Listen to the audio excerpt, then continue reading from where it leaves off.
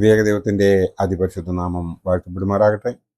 കർത്താവിൽ പ്രിയ വിശ്വാസികളുടെ സമൂഹമേ, നിങ്ങളെ ഏവരെയും പ്രഭാതവചനത്തിലേക്ക് വളരെ സ്നേഹത്തോടെ വിനയത്തോടെ സ്വാഗതം ചെയ്യുന്നു. ഇന്ന് 559 എപ്പിസോഡ് പബ്ലിഷ് ചെയ്യുന്നതിനായി ശരണപ്പെടുന്നു. ഇന്നത്തെ വിഷയം കുടുംബ കോടതി എന്തുകൊണ്ട് വർദ്ധിക്കുന്നു. കുടുംബ കോടതി എന്തുകൊണ്ട് വർദ്ധിക്കുന്നു? കേരളത്തിൽ കുടുംബ കോടതികളുടെ എണ്ണം വർദ്ധിക്കുന്നു. 37 പരം കുടുംബ കോടതി ഇന്ന് 2026 വരെ നമ്മുടെ കേരളത്തിൽ പ്രവർത്തിക്കുന്നുണ്ട്. 2022 7 കുടുംബ കോടതികൾ സർക്കാർ അനുവദിച്ചിരുന്നു. കേരളത്തിൽ കുടുംബ പ്രശ്നങ്ങൾ വർദ്ധിക്കുന്നതിനാൽ കുടുംബ കോടതി അനിവാര്യമാണെന്ന് സർക്കാരിൻ്റെ ഭാഷ്യം. 10 ലക്ഷത്തിലധികം ജനങ്ങൾ ഉള്ള പട്ടണങ്ങളിൽ കുടുംബ കോടതി സ്ഥാപിക്കാമെന്ന് നിയമം നിർദ്ദേശിക്കുന്നുമുണ്ട്. കുടുംബ പ്രശ്നങ്ങൾ ഒത്തുതീർപ്പാക്കുന്നതിന് പ്രത്യേകതരം സംവിധാനമാണ് കുടുംബ കോടതിയിൽ നടക്കുന്നത്. കുടുംബ ജീവിതവുമായി ബന്ധപ്പെട്ട ഏത് വിഷയത്തിലും കുടുംബ കോടതിയുടെ പരിധിയിൽ വരുന്നു എന്ന് നാം ഏവരും അറിഞ്ഞിരിക്കേണ്ടതുണ്ട്. വിവാഹ പ്രശ്നങ്ങൾ, വിവാഹ സാധ്യത, സംരക്ഷണം, ജീവനാംശം, പിതൃത്വം, സ്വത്ത് അവകാശം തുടങ്ങി കുടുംബങ്ങളിലെ ഏത് ഹർജിയിലും വിധി കൽപ്പിക്കുവാനുള്ള അധികാരം കുടുംബ കോടതികൾക്ക് ഉണ്ട്.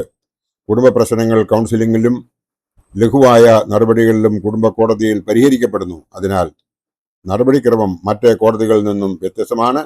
1974 59ാമത് നിയമ കമ്മീഷന്റെ ശുപാർശ പ്രകാരം 1984 സെപ്റ്റംബർ 14 കുടുംബ കോടതി നിലവിൽ വന്നു. ഇന്ത്യൻ കുടുംബ കോടതി നിയമത്തിന്റെ ആമുഖത്തിൽ കുടുംബ പ്രശ്നങ്ങളിൽ ഇരു കക്ഷികളെയും അനുരഞ്ജനപ്പെടുത്തി ദ്രുതഗതിയിൽ കുടുംബ വ്യവഹാരങ്ങൾ പരിഹരിക്കുന്നതിനായി കുടുംബ കോടതികൾ സ്ഥാപിതമായി എന്ന് വ്യക്തമാകുന്നു. കക്ഷികൾ പ്രതിനിധീകരിക്കാൻ വക്കീൽ ആവശ്യമില്ലാത്ത വേദിയാണ് കുടുംബ കോടതി. ജനങ്ങൾക്ക് സ്വതന്ത്രമായി കോടതിയെ സമീപിക്കുവാൻ സാധിക്കും. കുടുംബ കോടതിയിൽ ആഹ്ലാദകരവും ഊഷ്മളവുമായ അന്തരീക്ഷം കഴിയുന്നത്ര നിയന്ത്രിക്കണമെന്ന് നിയമങ്ങൾ നിഷ്കർഷിക്കുന്നു. ന്യായാധിപന്മാർ ഉയർന്ന പീഠത്തിലോ സ്ഥാന വസ്ത്രങ്ങളിലോ ഉപവിഷ്ടരാകണമെന്നില്ല. കുടുംബ വ്യവഹാരങ്ങൾ കഴിവതും ഒത്തുതീർപ്പാക്കുന്നതിനുള്ള ഭൗതിക സാഹചര്യങ്ങളാണ് കുടുംബ കോടതി ഒരുക്കുന്നത്. കുടുംബ പ്രശ്നങ്ങൾ രമ്യതയിൽ എത്തിക്കുന്നതിനും കക്ഷികൾ തമ്മിൽ സ്വരച്ചേർത്ത് ശിക്ഷിക്കുന്നതിനുമായി വിദഗ്ധ ഉപദേശങ്ങളും ഗുണദോഷങ്ങളും നൽകാറുണ്ട്. മനഃശാസ്ത്രം, സാമൂഹിക ശാസ്ത്രം, സാമൂഹിക പ്രവർത്തനം എന്നിവയിൽ പ്രാവീണ്യം ലഭിച്ചവരെ ഇരു കക്ഷികൾക്കും കൗൺസിലിങ്ങിനായി കോടതി നിയോഗിക്കും. കുടുംബ തകർച്ചയിൽ അധികവും വൈകാരിക പ്രശ്നങ്ങളാണ്. അത് സങ്കീർണമായ നിയമ തത്വങ്ങളിൽ കീറിമുറിച്ച് അപഗ്രഥിക്കപ്പെടേണ്ടതില്ല. പ്രശ്നങ്ങൾ കഴിവതും ഒത്തുതീർപ്പിലെത്തിക്കാൻ കക്ഷികളെ സഹായിക്കണം. കുടുംബബന്ധം പരമാവധി സംരക്ഷിക്കപ്പെടണം. അതിനാൽ സമൂഹത്തിന്റെ പ്രാഥമിക ഘടകമായ കുടുംബത്തിന്റെ പ്രാധാന്യം അംഗീകരിച്ച് കുടുംബ വ്യവഹാരങ്ങളിൽ ഒരു മധ്യസ്ഥ നിലപാടാണ് കുടുംബ കോടതി വിഭാവനം ചെയ്യുന്നത്. ആഗോളവൽക്കരണവും നവ സാങ്കേതികതയും സാമൂഹിക മാധ്യമങ്ങളും സൃഷ്ടിച്ച സ്വാധീനങ്ങൾ കുടുംബ ബന്ധങ്ങളെ ജീർണിതപ്പെടുത്തുന്നു. മാധ്യമങ്ങളുടെ സ്വാധീനം കമ്പോള സംസ്കാരം, ആർഭാട ജീവിതം എന്നിവ പരമ്പരാഗത മൂല്യങ്ങളെ തകർത്തു. പാശ്ചാത്യ സംസ്കാരത്തിന്റെ അധിനിവേശം കുടുംബാംഗങ്ങളെ പിടിച്ചടക്കി. അസമത്വം, അനീതി, പീഡനം, ആക്രമണം, പെരുമാറ്റ വൈകൃതം എന്നിവ കുടുംബത്തിനുള്ളിൽ ശക്തിപ്പെട്ടു. മതമൂല്യങ്ങളുടെ തിരസ്കരണവും നിഷേധവും കുടുംബ ബന്ധങ്ങളിലെ പവിത്രത നശിപ്പിച്ചു. വിദേശ പണത്തിന്റെ ആധിക്യവും ബന്ധങ്ങൾ യാന്ത്രികമാക്കി.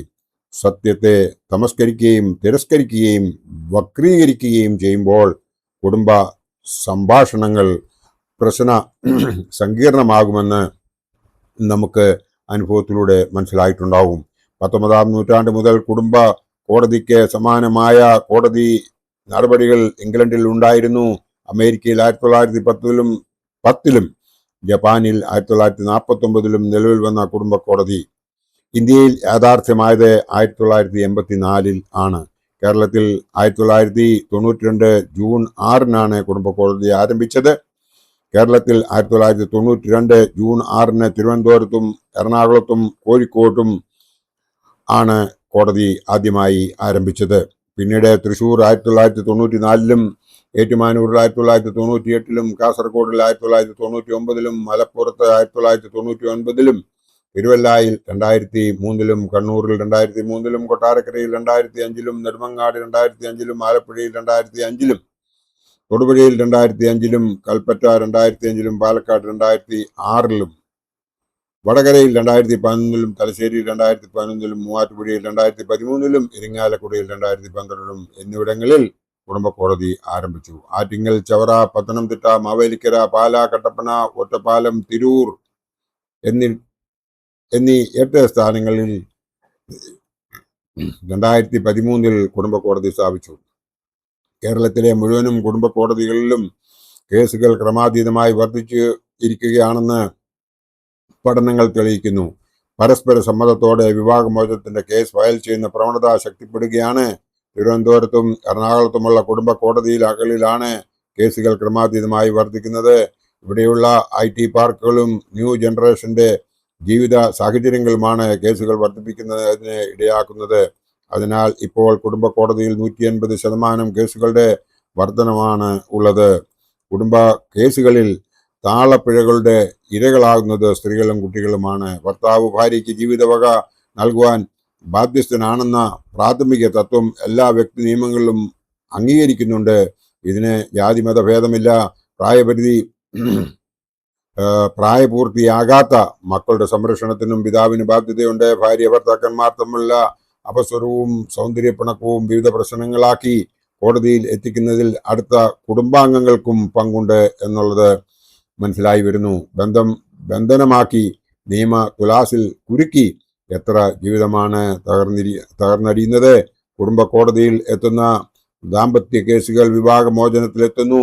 കുടുംബ കോടതികളുടെ വർധനവ് വിവാഹമോചനം വേഗത്തിലും എളുപ്പത്തിലും ആക്കുന്നുമുണ്ട്. കുടുംബ പ്രശ്നങ്ങളിൽ വിദഗ്ധോപദേശങ്ങളും അനുരഞ്ജന ശ്രമങ്ങളും അനിവാര്യമാണ്. കോടതി കയറുന്നതിന് മുമ്പ് പ്രശ്നങ്ങൾ പരിഹരിക്കപ്പെടുന്നതിനുള്ള കൗൺസിലിംഗ് ആവശ്യമാണ്. ഇരു കക്ഷികളെയും വരുത്തി ഉപദേശിക്കുകയും ഗുണദോഷിക്കുകയും ചെയ്യുന്ന സമ്പ്രദായം കുടുംബ കോടതിയുടെ ലക്ഷ്യങ്ങളിൽ ഒന്നാണ്. ദാമ്പത്യ ബന്ധത്തിലെ ശിഥിലീകരണവും വ്യവഹാരവും രമ്യതയിലും അനുരഞ്ജനത്തിലും എത്തിക്കുക എന്ന പ്രഥമ ദൗത്യം കുടുംബ കോടതികൾക്ക് നഷ്ടപ്പെടുന്നു. ഫയൽ ചെയ്യുന്ന ദാമ്പത്യ കേസുകളിൽ വിവാഹമോചനത്തിനുള്ള സാധ്യതകളാണ് ഇപ്പോൾ അന്വേഷിച്ചുകൊണ്ടിരിക്കുന്നത്. കേസുകളിൽ 95% വിവാഹമോചനത്തിലാണ് പര്യവസാനിക്കുന്നത്. സാമ്പത്തിക പ്രശ്നം, അമിത മദ്യപാനം, പരബന്ധം, സംശയരോഗം, ലൈംഗിക രോഗം, മാനസിക രോഗം, ആത്മഹത്യാ പ്രവണത, പീഡനം, ഇന്റർനെറ്റ് ആസക്തി, ലഹരി തുടങ്ങിയവ വിവാഹമോചനത്തിലുള്ള മുഖ്യ പ്രശ്നങ്ങളായി കോടതിയിലെ കേസുകളിൽ എത്തിച്ചേരുന്നു. കുടുംബ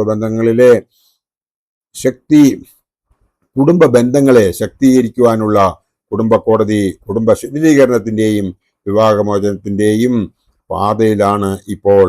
വിവാഹമോചനം ആവശ്യപ്പെടുകയും കൗൺസിലിംഗിലൂടെയുള്ള അനുരഞ്ജനത്തിന് വിധേയപ്പെടാത്തതുമായ സംസ്കാരം വർദ്ധിക്കുന്നു. നിയമ സാക്ഷരതയും കുടുംബ ബോധനവും നൽകുവാനുള്ള ബദൽ സംവിധാനങ്ങൾ സമൂഹത്തിൽ ശക്തിപ്പെടണം. കുടുംബം ബന്ധങ്ങളെ ശക്തീകരിക്കുവാനുള്ള കുടുംബ കോടതിയുടെ വിധി തീർപ്പുകൾ വിവാഹമോചനത്തിൻ്റെതാണ്. കുടുംബ കോടതികളിൽ എത്തുന്ന കേസുകൾ കുടുംബ ശിഥിലീകരണത്തിൻ്റെതും ആണ്. ഇതൊക്കെയും സംഭവിക്കുന്നതിൻ്റെ മെയിൻ കാരണമെന്ന് പറയുന്നത് കുടുംബങ്ങളിൽ പ്രാർത്ഥനയില്ലാത്തതും പരസ്പര സ്നേഹമില്ലാത്തതും പരസ്പരം മനസ്സിലാക്കുവാൻ താല്പര്യമില്ലാത്തതും പരസ്പരം സമയം ഒരാൾക്ക് മറ്റൊരാളുടെ സമയം കൊടുക്കാത്തതിൻ്റെതുമായ കാരണങ്ങളാണ് ഇപ്പോൾ ആത്മഹത്യയുടെയും ഈ വിവാഹമോചനത്തിൻ്റെയും ഒക്കെ കാരണങ്ങളായിത്തീരുന്നത്. ഇതിൽ ഏറ്റവും കൂടുതൽ ദുഃഖം അനുഭവിക്കുന്നത് കുഞ്ഞുങ്ങളാണ് എന്നുള്ളത് അനുഭവത്തിലൂടെ നമുക്ക് ഓരോരുത്തർക്കും മനസ്സിലാക്കുവാൻ സാധിക്കും. ആയതിനാൽ ദൈവത്തിൽ ആശ്രയിച്ച് ദൈവഹിത പ്രകാരം മുമ്പോട്ട് ജീവിക്കുന്നുവെങ്കിൽ എങ്ങും വിവാഹമോചനത്തിൻ്റെ ആവശ്യമുണ്ടാകുകയില്ല. അതിനുവേണ്ടി കോംപ്രമൈസും അഡ്ജസ്റ്റ്മെൻറ്റും വളരെ ആവശ്യമാണ്. കാരണം ഈ ലോകത്തിൽ ആരും തികഞ്ഞവരായിട്ട് ഈ ലോകത്തിലേക്ക് കടന്നു വന്നിട്ടില്ല. ആയതിനാൽ ഇത് കൃത്യമായി മനസ്സിലാക്കി നാം ഓരോരുത്തരും വിവാഹ മോചനത്തിലേക്ക് പോകാതെ വിവാഹ ബന്ധം ദൈവഹിതപ്രകാരം സംഭവിച്ചതാണെന്ന് മനസ്സിലാക്കി മുമ്പോട്ട് ജീവിക്കുന്നുവെങ്കിൽ അത് വരും തലമുറയ്ക്കും വളരെ നന്നായിരിക്കും. അതിനായിട്ട് ദൈവം നമ്മളെ എല്ലാവരെയും അനുഗ്രഹിക്കട്ടെ എന്ന് മാത്രം ഈ അവസരത്തിൽ ഓർപ്പിച്ചുകൊണ്ട് എൻ്റെ വാക്കുകൾ ഇവിടെ ഉപസംഹരിക്കട്ടെ. നന്ദി, നമസ്കാരം.